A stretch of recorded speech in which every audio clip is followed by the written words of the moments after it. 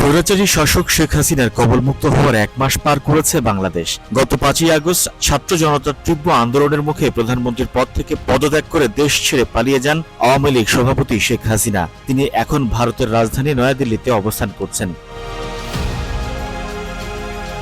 একদিকে স্বৈরাচারের থাবামুক্ত হওয়ার আনন্দ, আরেকদিকে স্বজন হারানোর বেদনা নিয়ে সময় পার করছে দেশের মানুষ।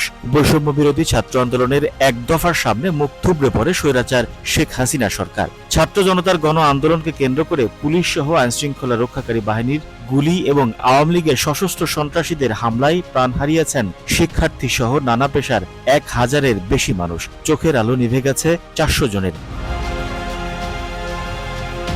শরীরে বুলেটের ক্ষত নিয়ে হাসপাতালের বিছানায় কাতরাচ্ছেন শত শত আমজনতা। শিশু কিশোর নারী থেকে শুরু করে বৃদ্ধের শরীর ভেদ করে বেরিয়ে গেছে গুলি। হাসিনা সরকারের দমন পীড়নের সামনে রাজপথে বুক চিতিয়ে দাঁড়িয়েছিলেন স্কুল থেকে বিশ্ববিদ্যালয়ের পড়ুয়া শিক্ষার্থীরা। তরুণ যুবক, গৃহিণী, অভিভাবক সবাই স্বৈরাচারের রাহমুক্ত হতে একজোট হয়ে নেমেছিলেন রাজপথে।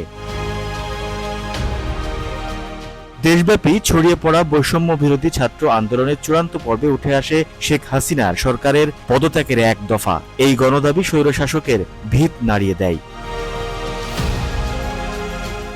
সরকারের পুলিশ ও দলীয় পেটোয়া বাহিনীর গুলি, হত্যার বিভৎসতায় ছাত্র জনতার আন্দোলনের রূপ নেয় গণ অভ্যুত্থানে। প্রবল জনরোষের মুখে গত 5ই আগস্ট প্রধানমন্ত্রীর পদ থেকে পদত্যাগ করেন স্বৈরশাসক শেখ হাসিনা। ছোট বোন শেখ রেহানাকে নিয়ে ওই দিন দুপুরে সামরিক হেলিকপ্টারে দেশ থেকে পালিয়ে ভারতের নয়াদিল্লিতে আশ্রয় নেন তিনি। শেখ হাসিনা পালিয়ে যাওয়ার পর সেনাবাহিনীর প্রধান জেনারেল ওয়াকারুজ্জামান অন্তর্বর্তী সরকার গঠনের ঘোষণা দেন।